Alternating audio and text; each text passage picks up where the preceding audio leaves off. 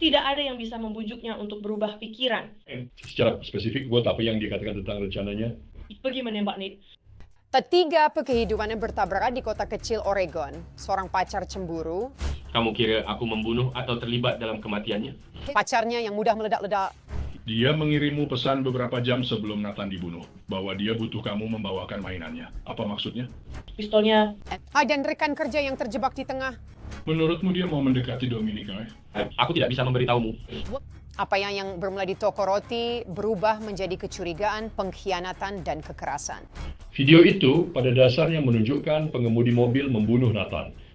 Dan di pusat semua itu, ada segitiga cinta mematikan yang membuat satu pemuda tewas dan polisi memburu pembunuhnya. Kenapa saya pihak keluarga? Kenapa saya harus pergi mempertaruhkan semuanya untuk membunuh orang ini? Aku tak bermaksud ini terjadi. Aku bisa saja menelepon polisi untuk menangkapnya.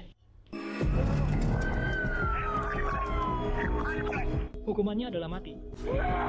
Bawa keluargamu pergi dari sini. Apa maksudmu? Saya akan meminta pengacara saya menghubungimu. Tidak, luar biasa. Pada akhir April 2024, polisi telah mengenal apartemen Milwaukee yang dihuni Cody James Denoweth dan pacarnya Dominic Marie Britt. Panggilan kekerasan dalam rumah tangga membuat petugas datang ke apartemen itu dan Denoweth sempat dipenjara sebentar. Solomon waktu singkat tembali jeruji itulah Britt mengungkapkan sebuah pengakuan. Dia mengaku bahwa Nathan Dean Anderson, rekan kerja Denoweth di sebuah jaringan toko roti, telah melakukan pelecehan seksual terhadapnya. Setelah tuduhan Britt, Denoweth sangat marah dan dia ingin Nathan Anderson mati. Sore tanggal 29 April 2024 di Jalan Lingkungan Tenang, Clackamas County, Oregon. Sekitar pukul 5.30 sore, Cody Denoweth menemukan Nathan Anderson. Denoweth mengangkat SIG Sauer dan menarik pelatuknya. Tembakan menembus perut Anderson. Para tetangga mendengar suara tembakan dan segera menelepon 911. Para medis tiba dengan cepat dan membawa Anderson ke Rumah Sakit Universitas Kesehatan dan Sains Oregon. Dokter berusaha menyelamatkannya, tapi sudah terlambat. Ia dinyatakan meninggal tak lama setelah tiba. White biar setengah menit Pak, tinggal ke cemet. Di persimpangan semua tempat Anderson jatuh, teman-teman dan keluarga mulai berkumpul. Balon, bunga, dan pesan ditempatkan di tugu peringatan sementara.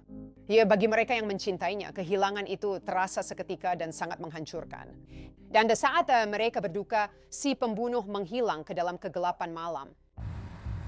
Tempat kejadian perkara sangat kacau, tetapi para detektif tidak membuang waktu.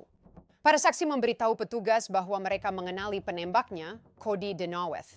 Koneksi antara Denoweth, Dominic Britt, dan Nathan Anderson memberikan petunjuk yang jelas bagi para penyelidik sejak awal.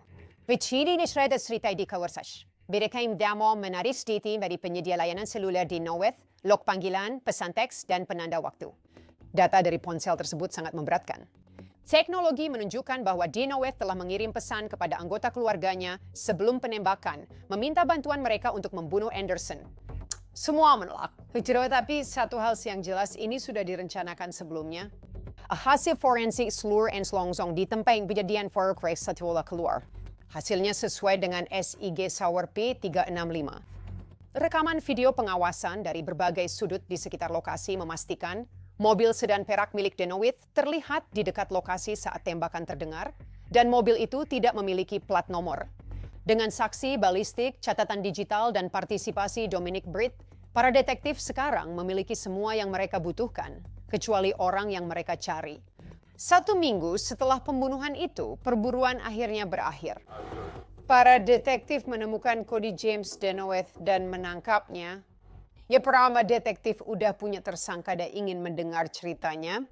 Pada 6 Mei 2024 di ruang wawancara kecil kantor Sheriff Clackamas, kamera merekam saat Cody Denoweth dibawa masuk.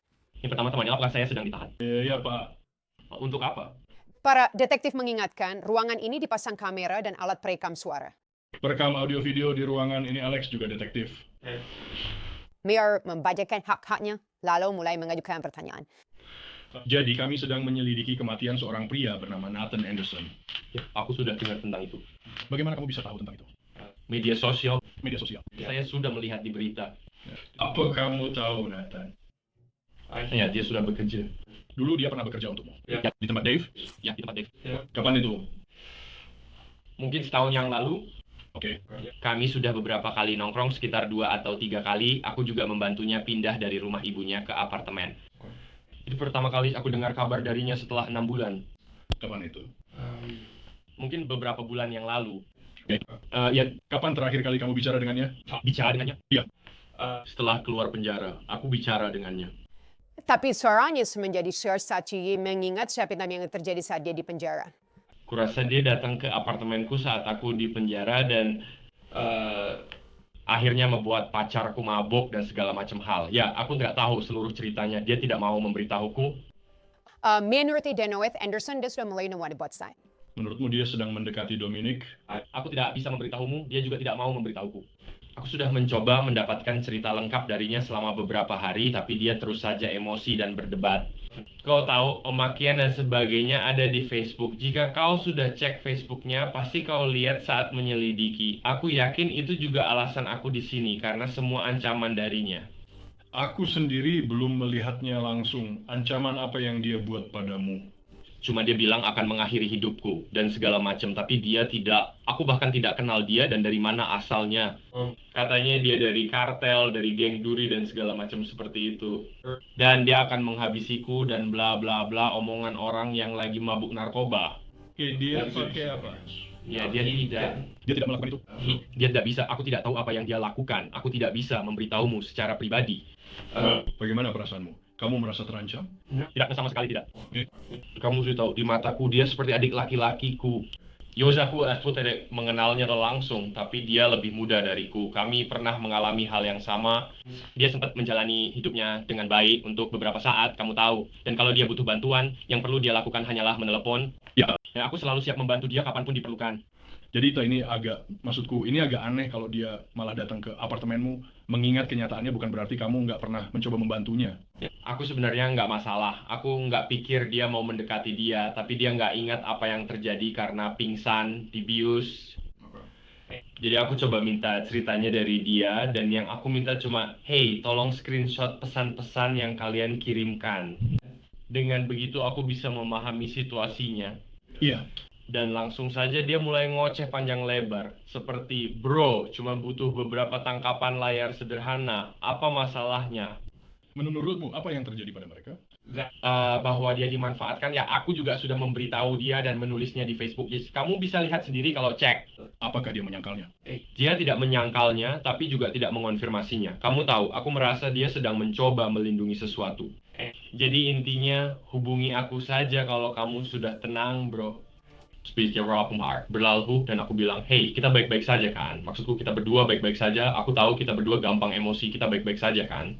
Dia bilang, oh iya, kita baik-baik saja. Maksudnya, ya, begitulah. Dan aku nggak bisa bilang percakapannya persis kata per kata. Tapi intinya, ya, kita sama-sama oke, itu saja. Kalian nongkrong bareng lagi setelah itu? Kami belum nongkrong lagi sejak itu. Beberapa hari kemudian aku lihat beberapa hal di Facebook dari Katalis, lalu R dan P, dan aku jadi bertanya-tanya apa yang terjadi. Kirim pesan ke dia. Kamu kirim pesan ke dia? Aku udah kirim pesan ke dia ya, dan dia bilang kalau para detektif tidak menjelaskan dengan jelas apa yang terjadi, hanya bilang kalau dia dibunuh. Para detektif semakin menekan. Salah satu hal yang kami temukan saat kami menyelidiki ini adalah ponsel Nathan tidak ada bersama tubuhnya saat tubuhnya ditemukan. Oke. Dan setelah kematiannya, ponselnya sebenarnya berpindah ke daerah apartemenmu. Oke. Apakah kamu membawa ponsel Nathan bersamamu? Bagaimana mungkin aku bawa ponselnya jika aku tak pernah bersamanya? Pada dasarnya maksudku adalah ada lebih banyak rekaman pengawasan yang kami kumpulkan. Dan saya cukup yakin bahwa kamu terlibat dalam hal ini. Kamu kira aku yang bunuh dia? Serius? Iya. Kamu pikir aku yang membunuhnya? Dan jika ada alasan atas apa yang terjadi jika dia mengancammu. Dan kau tahu, aku tidak tahu. Aku tidak ada di sana. Kau tahu maksudku, yang aku tahu hanyalah... Ya. Pengacara. Oke, apakah kamu bilang kamu ingin pengacara? Ya, jelas. Kalau kalian pikir aku membunuh seseorang, aku butuh pengacara. Oke, cukup adil. Tapi interogasinya tidak berhenti di situ. Bahkan setelah meminta pengacara, Denoweth tetap terus bicara. Kenapa kalian berpikir Saya yang membunuhnya? Ya, menurut penyelidikan kami, Kamu pikir aku membunuhnya atau terlibat dalam pembunuhannya? aku pikir kamu yang bertanggung jawab. Bahwa aku bertanggung jawab atas kematian? Ya, Isapuri Yakuza sendiri yang membunuhnya. ya. Oke, kau mau menuntutku dengan apa? Pembunuhan tingkat 2 dan senjata ilegal. Oke. Atas dasar apa? Berdasarkan bukti yang telah kami kumpulkan dalam penyelidikan kami. Apakah Anda punya alasan? Pertanyaan jujur, apa alasan kita tak perlu menyelidiki ini? Apakah ada orang lain yang perlu kita periksa? Maksud saya tidak bisa memberitahu Anda secara langsung jika ada orang lain, tapi kenapa saya? Denoweth membantah, menggambarkan dirinya sebagai siapa saja kecuali seorang pembunuh. Saya seorang sepriau keluarga saya bekerja keras setiap hari untuk menghidupi keluarga saya. Kenapa saya harus mempertaruhkan semuanya untuk membunuh orang ini? Namun para detektif tetap pada teori mereka dan terus menekankan hal itu. Jadi mobil itu punya plat nomor, memang ada, lalu pada hari ketika Nathan dibunuh, mobil itu tidak punya plat nomor. Dan apakah mobil itu punya plat nomor saat kamu ditangkap? Kamu bilang, apakah ada? Ya, saya sedang bertanya. Sekarang? Iya. Ya. Pada suatu waktu, plat nomor mobil dilepas di sana. Seseorang hanya melakukan itu jika berniat membunuh Nathan dan ingin menyembunyikan identitasnya. Jadi itu adalah unsur perencanaan yang bukan pembunuhan karena emosi sesaat, melainkan kejahatan yang sudah dipikirkan dan direncanakan sebelumnya. Dan itu sangat menarik bagi saya. Denoweth mengangkat bahu, lelah dan terpojok. Kamu membawanya pergi dan mengangkatnya. Kami juga punya rekaman saat itu. Kamu mengangkatnya, membawanya ke area tertentu di gang, menembaknya, lalu pergi. Kamu pasang kembali plat nomor mobilmu. Melepas plat nomor hanya jika sudah direncanakan. Itu pembunuhan berencana, pembunuhan tingkat 1. Apakah ada alasan kenapa kami tidak seharusnya melihat ini sebagai pembunuhan tingkat 1 dan malah melihatnya sebagai pembunuhan tingkat 2? Kalian bisa melihat apapun yang kalian mau. Kalian kan penyidik, benar? Oke. Ya. Jadi sepertinya kita melihat opsi pertama, yaitu kejahatan karena emosi, kan? Kamu marah saat itu juga lalu menembak dan membunuhnya. Opsi kedua adalah kamu sudah merencanakannya sebelumnya, yang mana itu jauh lebih buruk. Mungkin. Opsi ketiga, kamu memang ingin menembaknya, tapi bukan membunuhnya. Aku tidak tahu yang mana, itu saja. Semua opsi terdengar buruk. Tidak ada yang baik, hanya ada tingkatannya. Buruk, lebih buruk, paling buruk, kan itu yang tadi kita bicarakan. Ya, dan ini adalah kesempatanmu untuk memberitahu kami yang mana dari itu, karena kamu mungkin tidak akan mendapat kesempatan lagi. Dan ini salah satu situasi di mana aku tidak mau menceritakan kisahmu jika kamu bisa menceritakannya sendiri, tapi itu pilihan yang kamu berikan padaku. Jadi terserah kamu untuk memberitahu kami apa yang terjadi, atau tidak memberitahu kami apa yang terjadi. Menurutku sekarang saatnya memanggil pengacara. Oke, Karena ketiga pilihan itu semuanya buruk. saya setuju. Ya. Dimanapun kalian berada. Berapa lama lagi aku masuk penjara? Hanya beberapa saat lagi. Oke, terima kasih. Linda Bella. Akhirnya beratnya tuduhan terhadapnya mulai terasa. Ditangkap karena pembunuhan. Bukan soal ditangkapnya. Maksudku, aku mungkin hanya 20 tahun di penjara, pembunuhan tingkat 2. Apa yang mereka bawa? Sebenarnya, sekarang kita mungkin sedang menghadapi kasus pembunuhan tingkat 1. Bagaimana pembunuhan tingkat 2 bisa menjadi tingkat 1? Ya hanya 5 menit karena sudah direncanakan. Detektif sudah punya cerita dari Cody, defensif, datar, dan penuh penyangkalan. Tapi sekarang mereka ingin setengahnya lagi. 2 hari kemudian, 8 Mei 2024, mereka membawa pacarnya, Dominic Maribrit, ke kantor Sheriff Kabupaten Klakamas. Bagaimana hubunganmu dengan Cody? Cody itu orangnya seperti apa? Baik. Dia biasanya orang cuy yang sangat bahagia, santai, ayah yang hebat, sangat menyayangi anak-anak kami. Bagi dia itu adalah anaknya sendiri, kamu tahu, di matanya. Tapi dia juga punya saat-saat di mana dia seperti terpuruk, ya, seperti mentalnya sedang jatuh, dan dia sudah berjuang dengan itu sepanjang hidupnya. Tapi dia tidak pernah mau minum obat karena dia bilang tidak mau jadi seperti zombie. Menurutmu itu seperti depresi atau lebih ke psikosis? Iya, Menurutmu dia mendengar suara-suara atau... sesuatu di kepalanya. Itu aku tidak tahu. Kenapa kamu berpikir begitu? Ada perilaku yang menurutmu menunjukkan dia kurang stabil secara mental Ia seperti menuduh aku selingkuh darinya. Padahal aku seperti di rumah seharian bersama anak-anakmu. Aku masak, aku bersih-bersih, aku urus rumah, aku benar-benar bersama anak-anakmu. Atau yang tadi berpikir kalau aku sedang berbuat curang atau berpikir semua orang membencinya atau orang-orang membicarakannya, hal-hal seperti itu. Dan itu semakin lama semakin parah. Dan Apakah kondisinya memburuk saat dia masuk ke dalam? ya seperti bulan lalu. Benar-benar jadi orang yang berbeda. Oke. Ya, Apakah sebelumnya dia pernah seperti itu? tidak ini yang terburuk seperti Oke. iya. Apakah pernah ada... saya tahu polisi Milwaukee datang ke apartemen Anda pada tanggal 24. Itu adalah panggilan kekerasan dalam rumah tangga. Itu yang saya tahu. Ya, dia berteriak membentak. Apakah ada kekerasan fisik malam itu? Apakah pernah ada kekerasan fisik sebelumnya? Nah, tidak, sama sekali tidak. Biasanya malam itu dia minum 1 botol penuh dalam 20 menit dari pulang kerja ke toko minuman keras, lalu pulang. Apa yang dia minum? Crown Royal sepertinya. Oke. Ya, tapi tidak. Biasanya dia tidak pernah membentak aku. Tidak pernah. Seperti itu. Bulan ini aku tidak tahu. Kamu tahu apa yang memicunya? Atau apa, seperti kenapa dia bersikap seperti ini? Nah, tidak. Oke. Menurutku dia terakhir kali ditangkap sepertinya malah memperburuk segalanya. 2 minggu terakhir terasa seperti aib. Entahlah buruk kurasa. Kesehatan mentalnya aku juga nggak tahu. Aku bangun dan merasa semua orang terluka. Seperti mabuk? Enggak, seperti... Seluruh tubuhku.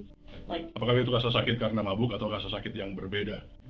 Rasa sakit yang berbeda. Rasa sakit karena mabukku itu seperti ya Tuhan. Iya. Kamu tahu?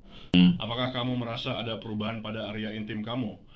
Mungkin aku terus seperti seluruh tubuhku terasa sakit. Tapi menurut seperti polisi saat mereka datang ada darah di tubuhku, aku tidak tahu seperti di lututku. Sampai sekarang kamu masih bisa lihat masih ada bekas luka. Jadi aku tidak tahu seperti Apakah kamu ingat itu berasal dari mana? Oke, jadi kamu juga tidak ingat kapan Nate datang malam itu atau hal lain seperti itu? Tidak, malam itu terasa samar-samar. Lalu percakapan beralih ke niat Denoweth. Apakah Cody pernah menunjukkan niat buruk terhadap Nathan Henderson? Menurutku apapun yang terjadi padaku jika memang terjadi. Oke, kamu tahu cara Nate mengatakannya, sepertinya memang ada sesuatu yang terjadi padaku. Dan menurutku Cody hanya saja... Aku nggak tahu, aku benar-benar tidak bisa memberitahumu. Dia tidak pernah bilang padaku kalau dia akan melakukan sesuatu jika memang dia melakukan sesuatu. Aku tidak tahu, aku seperti... Pikiranku benar-benar berusaha untuk seperti mencari tahu semuanya dan mencoba menyatukan kepingan-kepingan itu. Tapi bukan untuk Cody, aku tahu itu. Ya. Itu juga sulit, karena satu-satunya hal yang aku tahu dari pekerjaan ini adalah orang-orang bisa mengejutkanmu. Kau tahu maksudku? Apakah kamu punya tanda-tanda bahwa Cody ingin melakukan sesuatu yang buruk pada Nate, atau bahwa dia akan melakukan sesuatu yang gila atau semacamnya? Aku tahu dia pernah bilang ingin memukulinya. Hajimai Sidonga, tapi para detektif terus mendesak dan Britt akhirnya memberi mereka apa yang tidak diberikan Cody Denoweth. Jumat adalah saat dia sudah mantap memutuskan dan tak ada yang bisa mengubah pikirannya. Dan secara spesifik, apa yang dia katakan? Bahwa aku akan pergi menembak Nate Oke, dengan niat... untuk kurasa membunuhnya. Oke. Ya. Oke. Jadi sekarang kamu sudah memberi kami lebih banyak informasi. Tolong ceritakan. Jika kamu tidak keberatan persis apa yang dia katakan saat dia mengatakannya, di mana kamu berada saat percakapan itu terjadi, dan apa yang dia katakan tentang niatnya. Jumat, aku pikir aku tidak tahu apakah aku rasa kami tidak sedang di telepon. Aku pikir kami sedang bersama, jadi mungkin di dalam mobil. Dan dia hanya berkata bahwa dia akan menembaknya dan itulah yang akan dia lakukan. Tidak ada yang bisa membujuknya sama sekali karena dia benar-benar sudah tidak bisa diajak bicara, seperti benar-benar hilang kendali. Jadi kurasa, ya kamu tahu pertanyaannya, jika kamu tahu rencananya, kenapa Nate tetap mati? Terus, tidak ada yang bisa menghentikan Cody sama sekali. Sudah berkali-kali aku bilang, jika kamu melakukan ini, hidupmu akan hancur. Anak laki-lakimu akan tumbuh tanpa dirimu. Tidak peduli. Para detektif fokus pada senjatanya. Dia mengirim pesan kepadamu beberapa jam sebelum Nathan dibunuh bahwa dia butuh kamu membawakan mainannya yang dari lantai atas. Ya, dan aku bilang tentu, lalu aku menelpon dia dan aku bilang tidak, aku tidak akan membawakan apapun untukmu. Apa yang dia maksud? Senjatanya mungkin. Apa dia benar datang ambil senjatanya? Ya, ya. Izinkan aku jelaskan sesuatu yang tak ingin kudengar darimu dan tak bisa kau tarik kembali. Inilah alasan aku memberitahumu. Dia sendiri menentang, jadi membawanya kepadanya tidak masuk akal. Pesan-pesannya juga tak masuk akal. Selain itu, kami sudah ajukan permohonan ke pengadilan untuk dapatkan catatan teleponnya. Oke, kamu tahu apa-apa tentang menara seluler dan bagaimana cara kerjanya? Oke, no, itu agak membingungkan. Saat kami menerima catatannya, kami akan tahu karena semakin banyak menara seluler, semakin baik informasinya. Right? Di perkotaan, terutama di tempat kalian jumlahnya sangat banyak. Biasa ketika detektif Hunter melihat catatan itu, dia akan bisa tahu apakah Nate benar-benar pergi ke atas atau tidak, dan apakah dia masuk ke dalam rumah atau tidak. Kalau dia datang lalu pergi lagi, artinya kamu yang membawakan senjatanya. Jadi kalau itu yang terjadi, sekaranglah waktunya untuk membicarakannya. Jadi, ceritakan kenapa kamu membawakan senjata itu padanya. Ya, aku melakukannya. Di mana? Di mana? Di mana? Dia ada di pinggir jalan dan aku membawakan ransel serta semua barangnya. Inilah momen yang ditunggu penyelidik, penyerahan senjata pembunuhan. Apa yang dia lakukan dengan pistol itu? Ya, saya tidak tahu deh, saya benar-benar tidak tahu. Saya belum melihatnya sejak saat itu.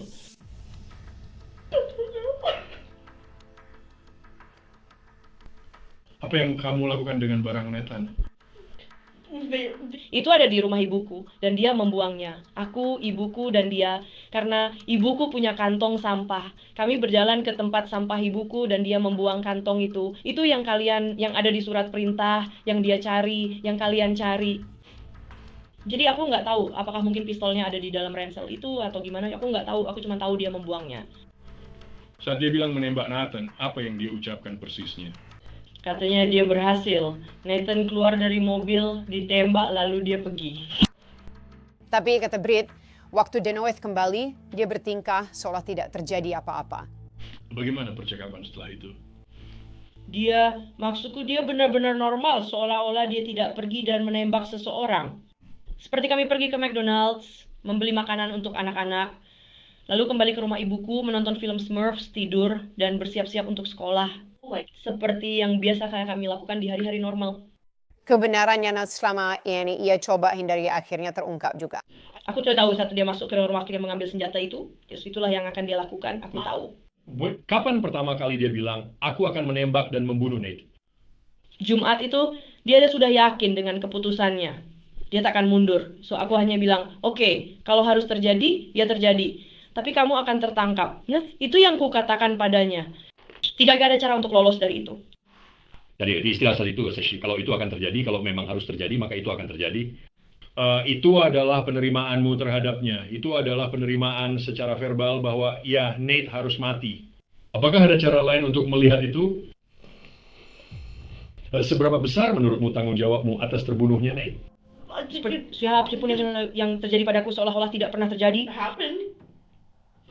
Aku hanya perlu, entahlah. Coba aku menggali apa yang kamu katakan. Dan menurutku, kamu tahu, aku rasa kamu benar-benar harus memberitahu kami sekarang tentang apa yang sebenarnya terjadi antara kamu dan Nate. Aku 100% benar-benar tidak ingat malam itu sama sekali. Aku tidak ingat. Duduk di sini sekarang, menurutmu Nate memperkosa kamu? Ya mungkin, dari seperti apa bagian bawahku waktu itu. Menurutmu Nate memperkosamu? Oke. Itu mengerikan dan tak bisa dimaafkan, tapi bukan alasan untuk membunuh. Jadi sejak insiden itu terjadi sampai saat Cody membunuh Nate, berapa banyak kesempatan yang kamu punya untuk menghubungi polisi dan membicarakan hal itu? Kami sudah melakukannya. Kalian membahas itu, kan? Tentang apa? Membuat laporan. Ceritakan tentang itu. Aku bilang padanya, ya seharusnya aku pergi ke polisi saja dan membuat laporan. Dia bilang, tidak, aku akan urus sendiri. Aku bilang, tidak, aku bisa, itu terjadi padaku, tahu kan? Jika tidak semua, aku akan mengurusnya sendiri. Aku akan mengurusnya sendiri. Dan kamu tak punya bukti apapun terjadi padamu. Ya, aku ikut prihatin itu terjadi padamu. Itu tidak memberinya hak untuk membunuh siapapun. Sama sekali tidak. Jadi ada dua kemungkinannya. Kamu sudah setuju sejak awal ya, atau ini memang rencanamu, lalu kamu memprovokasi dan membunuhnya. Jadi mana dari dua kemungkinan itu? Kurasa aku hanya berpikir kalau kamu memang mau melakukannya, ya lakukan saja seperti itu, tahu kan? Tapi aku hanya... Sudah berapa lama kamu ingin Cody membunuh Ned? Ya, aku tidak pernah ingin. Semua ini menunjukkan kamu memang ingin. Ya, aku tidak ingin. Silakan lakukan apa yang kamu mau. Jadi sedikitnya berdasarkan semua yang kita tahu sekarang, juga adalah rekan konspirasi dalam pembunuhannya. Tidak, ya Tuhan. Jika bukan pencetus ide pembunuhannya. Tidak. Aku paham kamu marah sekarang, tapi menurutku kemarahanmu bukan karena Nate, melainkan karena kamu ketahuan. Tidak, aku juga merasa sakit untuk Nate. Seperti... Apakah aku butuh semua ini? Seharusnya aku langsung saja menelepon polisi untuknya.